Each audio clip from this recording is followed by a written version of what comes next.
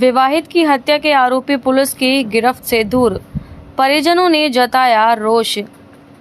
जनपद मुरादाबाद थाना सोनपुर क्षेत्र गांव मुड़िया जैन में विवाहिता की संदिग्ध परिस्थितियों में मौत के मामले में नामजद आरोपी अब तक पुलिस की गिरफ्त से बाहर हैं।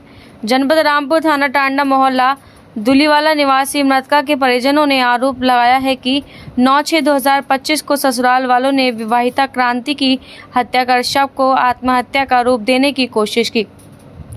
मामले में मृतका के परिजनों की तहरीर पर पुलिस द्वारा पति जसवीर सहित ससुराल पक्ष के 9 लोगों पर गंभीर धाराओं में मुकदमा दर्ज किया गया था। घटना के कई दिन बीत जाने के बाद पुलिस अभी तक मात्र 2 आरोपी को गिरफ्तार कर पाई है, जबकि हत्या में शामिल 7 अन्य अभियुक्त पुलिस की टीम की गिरफ्त से दूर हैं। इससे आक्रोशित परिजनों ने नाराजगी जताई और मामले में शीघ्र कार्रवाई की मांग की। पीड़ित पक्ष का कहना है कि यदि जल्द ही आरोपियों की गिरफ्तारी नहीं होती है तो वह उच्च अधिकारियों से मामले को लेकर शिकायत करेंगे। किस बात को लेकर लड़ाई होती थी उनका उनके भाभी के साथ अफेयर था। किसका? जसवीर का। अच्छा जी। तो जो कमाते थे वो उसको भाभी को ही देते थे। फिर वो कहती थी मैं तुझे कभी ना कभी मरवा दूंगी। जो जसवीर की भाभी थी जी। अच्छा, तो ये कभी मना नहीं करती थी इस बात को लेकर के जो आपकी सिस्टर थी कि इस तरीके से बात आप लोग उनसे क्यों भेजते हैं, पैसे क्यों देते हैं? कहती थी मारते थे तो भी मारते थे ये लोग। तभी वो 2 साल रुकी थी तब गई। क्या चाहते हैं इस मामले में? इस मामले में हम चाहते हैं इंसाफ चाहिए।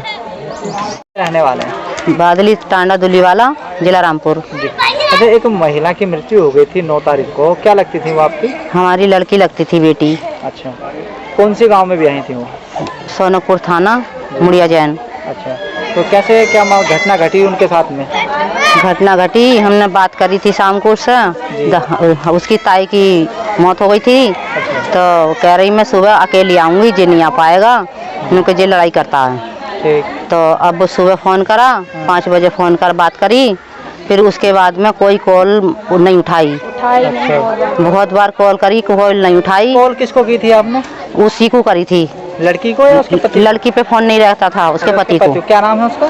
जसवीर। उनको कॉल किया आपने? हाँ। फिर क्या हुआ? तो वो बोला, मतलब उसने नहीं उठाया, फिर और कोई साथ का है उसके, उसने उठाया, बोला वो तो गिर गई है, थोड़ा क्लेचर लग गया है। अच्छा, कौन गिर गई है? क्रांति जी।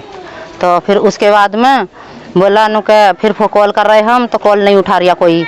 फिर हमारी जेठानी की आरती ले जाने को हुए थे, तो उनका क्रियाक्रम करने, तो जब बार बार हम कॉल करे जा रहे हैं, अभी आई नहीं लड़की, अभी आई नहीं लड़की, ताई का मुँह देखना, तो बोला नु के जिसे भी आना है आ जाओ घर पे। ले आया मैं, घर पे पहुँचे हम, तो बॉडी जो है हमें नहीं मिल पाई।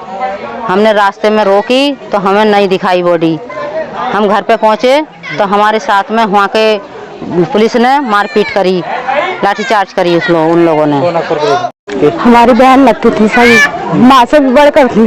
अच्छा, आपके पिताजी और मम्मी हैं या नहीं है? नहीं, एक्सपायर हो चुके हैं। एक्सपायर हो गए। अच्छा, तो किस तरह से वो एक्सपायर हुई हैं आपकी सिस्टर? सिस्टर किस तरीके से हुई है? इस तरीके से हुई है कि वो कहता था मैं तुझे रखूंगा नहीं, चाहे कुछ भी हो जाए तुझे कभी ना कभी मार दूंगा। ये कौन कहते थे? ये उनके हस्बैंड ही कहते थे, जसवीर। अच्छा, आपने उनको 2 साल के बाद में भेजा, तो उस समय आपको ये मालूम नहीं था कि ऐसा हादसा हो सकता है इनके साथ में? हमें सही तरीके से मालूम था। वो कह रहा था मेरी गारंटी है, ऐसा कुछ नहीं होगा, मेरी गारंटी है, मैं बदल चुका हूँ, ऐसा कुछ नहीं होगा, जो गलतियाँ हो गई हैं ऐसा दोबारा नहीं होंगी। इसलिए हमने कैश उनके भेज दिए। उनका 2 साल में आए हैं, तो इसलिए हमने अपनी बहन को भेज दिया, समझा बुझा के। कितने दिन रही थी वहाँ पे वो? 1 महीना 25 दिन। 1 महीने 25 दिन। जी।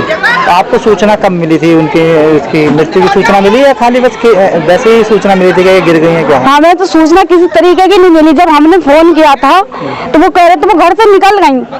अच्छा, सुबह 9 बजे करीब हमने कॉल किया तो वो कह रहे हैं घर से निकल गई वो यहाँ से। तो हम बोले अभी तक तो उनको पहुँचने वाली होंगी, हमने फोन काट दिया, उनको पहुँचने वाली होंगी।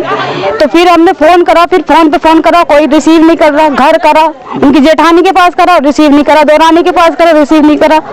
फिर तो मेरे छोटे भाई ने कॉल पे कॉल करे जाए, तब उन्होंने कहा कि उनका एक्सीडेंट हो गया है। हमने कहा कहाँ हो गया, उन्होंने कहा रामपुर राय हो गया है। तो मैं कह रही चोट वोट तो नहीं है, मुझे नहीं आई है, किले से लगा, थोड़े बेहोश हैं। अच्छा। मुझे हम हॉस्पिटल लेके जा रहे हैं, सिविल लाइन हॉस्पिटल। तो मैंने अपने रिश्तेदारों को खबर की, वहाँ पहुंचे, फिर फोन आया, फिर हमने फोन किया इधर से, तो वो कह रहे वहाँ पे डॉक्टर नहीं मिले सिविल लाइन हॉस्पिटल में। अच्छा। हम डेंटल लेके जा रहे हैं।